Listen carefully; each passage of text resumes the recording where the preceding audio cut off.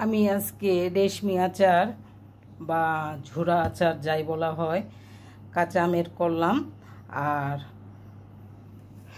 মূলত আচার করাটা যেমন তেমন, আমি আমার নিজেকেই আমি সেলুট দিচ্ছি, কেননা আমি একদিনে 7 জাতের আচার করছি। মাগরিবের আজান থেকে এখন ভোর 4টা বাজে আমি কমপ্লিট করলাম 7 জাতের আচার। আর এটা হলো ম্যাঙ্গোবার, এটা আমের মুরব্বাটা আমি পোলে করছি। আর এটা যেহেতু কোরবানি ঈদ 2 দিন আছে, এটা জাল আচার করছি। এটা কাঁচা আমের আধা কাঁচা আমের চানাচুর করছি। এটা ম্যাঙ্গোবার, এটাও ম্যাঙ্গোবার। আর এটা আধা পাকা আমের মুরব্বা করছি।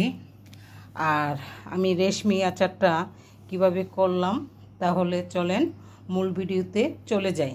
আর আমগুলো আমার পাকা কাঁচা আচার যখন, তার জন্য আমগুলো আপনারা চলেন মূল ভিডিওতে চলে যাই। রেশমি আচার। আসসালামু আলাইকুম। আমি আমগুলো ভালোভাবে কেটে নিছি। এখন আমি আমগুলো দিয়ে রেশমি আচার করব।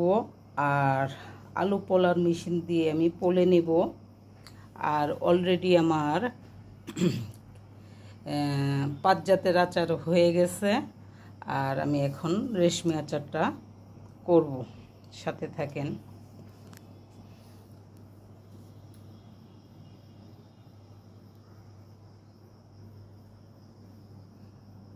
আমগুলো পোলে নিছি। এখন আমি রেশমি আচার বা ঝুরা আচার যাই বলা চলে, আমি এখন চুলাতে চলে যাব। রেশমি আচারের আমগুলো ধুয়ে চুলাতে বসিয়ে দিলাম।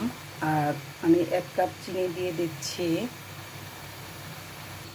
আর 1 কাপ চিনি দিয়ে দিচ্ছি। মূলত আমি 2 কাপ চিনি দিলাম।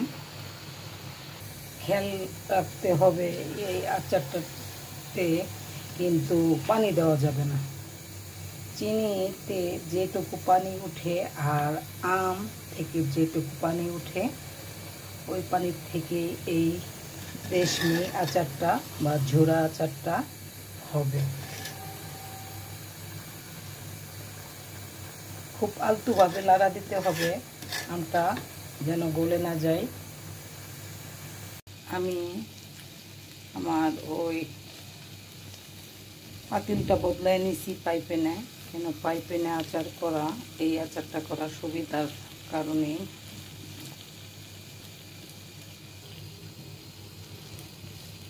আচারটা আমার হয়ে যাওয়ার পথে।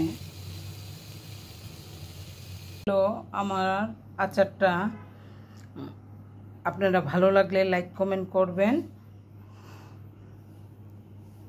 ধন্যবাদ।